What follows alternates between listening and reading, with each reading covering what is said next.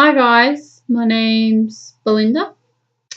You would have seen my first YouTube video, which was, I think it was the Channel 7 one, and the how to do a block start, how to do a standing start, and the GoFundMe.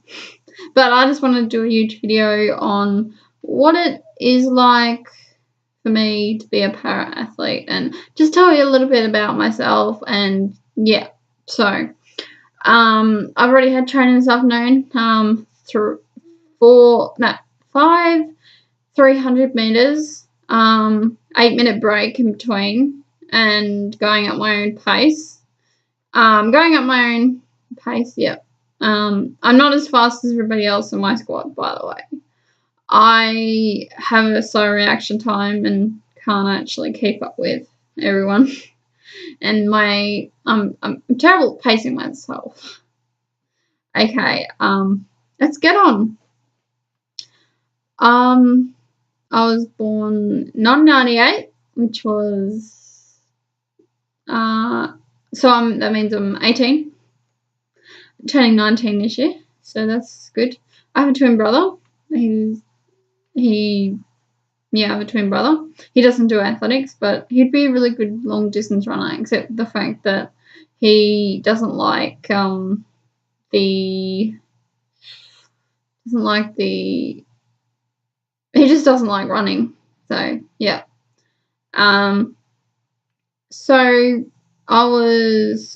When I was about 5 years old, I was diagnosed with autism spectrum disorder, or ASD, and that meant I was slower at a lot of developmental things, but they didn't discover I had an intellectual disability until I was in primary school. And I actually couldn't keep up with all the other kids. So I couldn't actually learn to read because I wasn't at the same rate as the other kids. So they did an IQ test and discovered I had an intellectual impairment, that's what it's called. That's what they called it when I was diagnosed, intellectual impairment, but now it's called intellectual disability, I think. So yeah, and that was 2003, 2004, I think. So that was a long time ago. But I was always a late developer. Like I was always like I did do something milestones later than other people, but when you're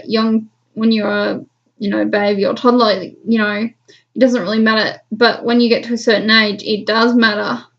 So yeah. But when I was diagnosed with ID, my mum said basically she could talk, she can walk, she's going to be all right. And she never grieved for me, so that's a good thing. I went to two primary schools. The first primary school I went to was in a town. That's where they diagnosed me.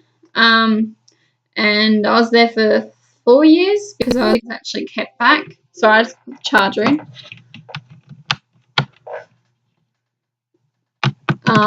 From preschool. I was kept back from preschool because of the disability I had, because of the autism. I wasn't at the same level as everybody else.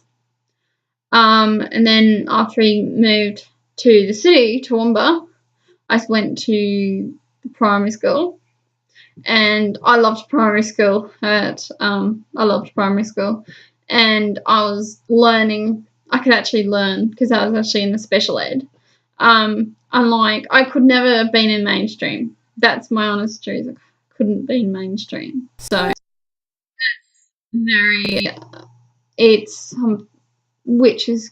I could never be in mainstream because of the disability I have.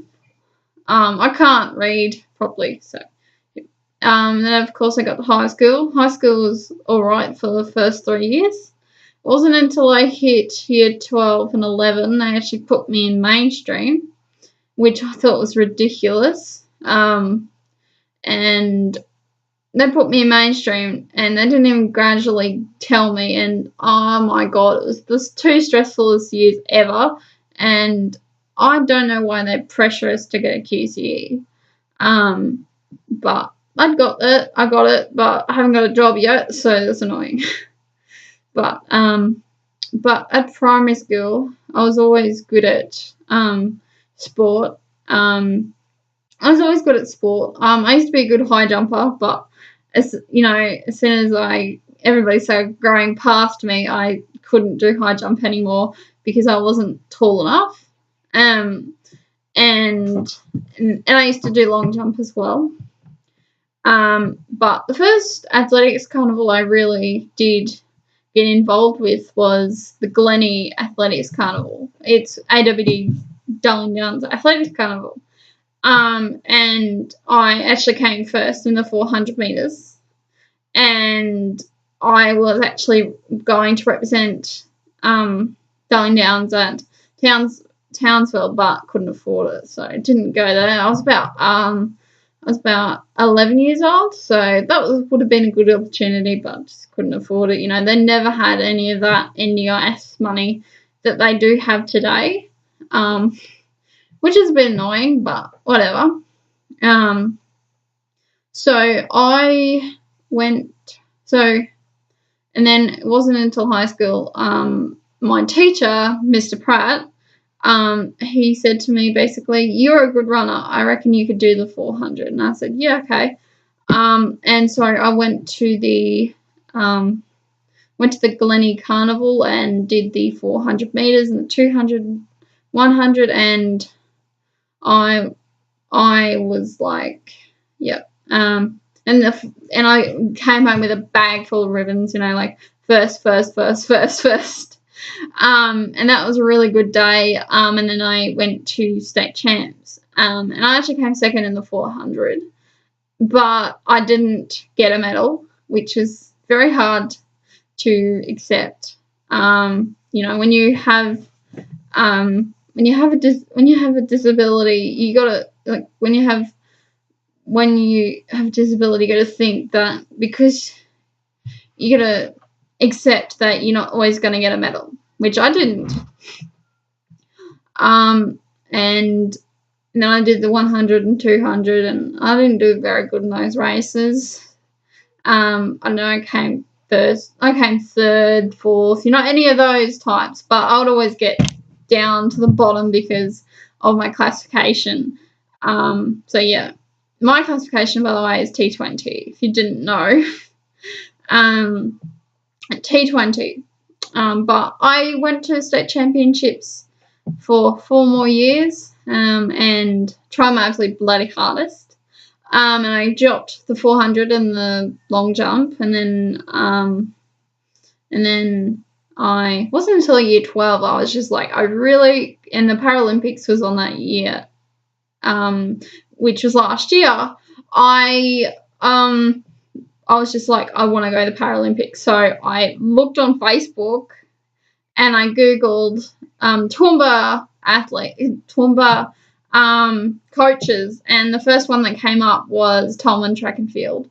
So I started with my coach, and she's amazing. Started with my coach, and the first day was like, oh my god, and I actually did it too hard. I came out too hard, and I had pushed myself that hard that I actually vomited my first training session. And she's just like, you'll get there. And since then I've trained 3 days a week, every week. And actually at the moment I'm actually going up to 4 days a week. So that will be really fun. So yeah, and I actually added another event to my 400.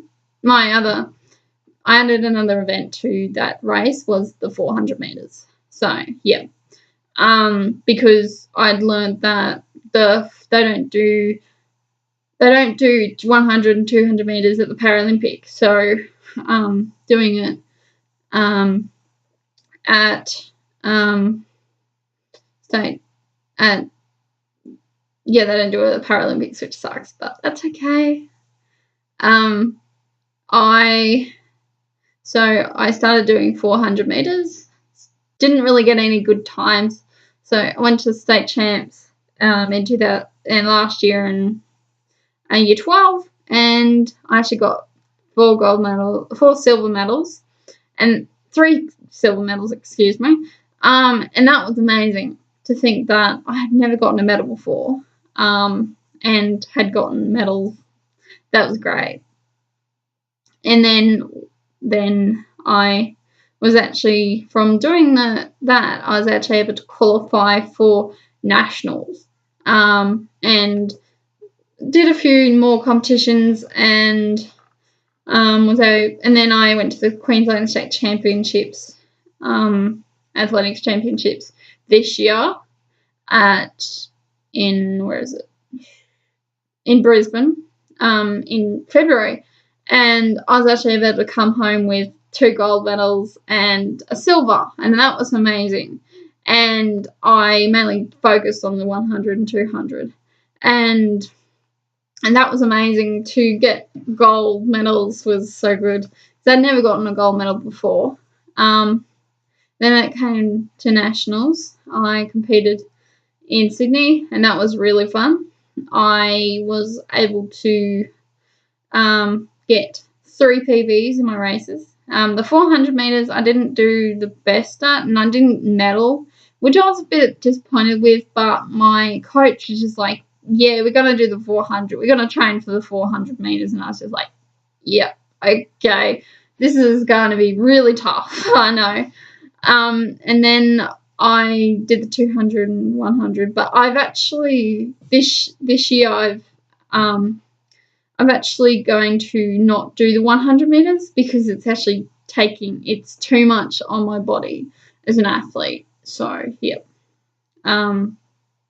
So at the moment, I'm training 3 days a week, but next week I start doing 4 days a week. So that will be good.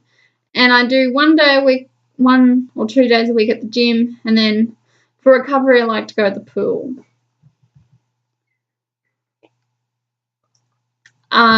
So my end goal would have to go to the Paralympics, but my current goal at the moment is actually to get internationally classified. At the moment, I'm getting all the silly IQ paperwork done. The paperwork for the IQ, and my coach has got to do one. And that's really annoying. And then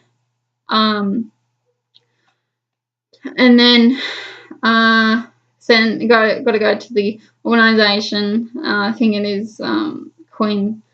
Oh, I forget what it's called. INIS. No, not INIS. Inclusion Australia. Sports Inclusion Australia. I need to see them, and they'll do the rest of the classification.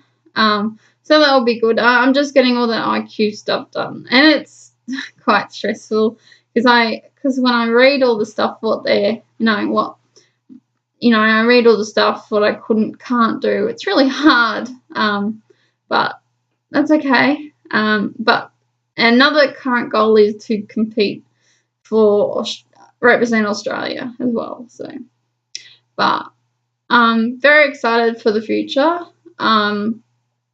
Having intellectual impairment doesn't define me as a person. I am me, and I can't imagine not being me.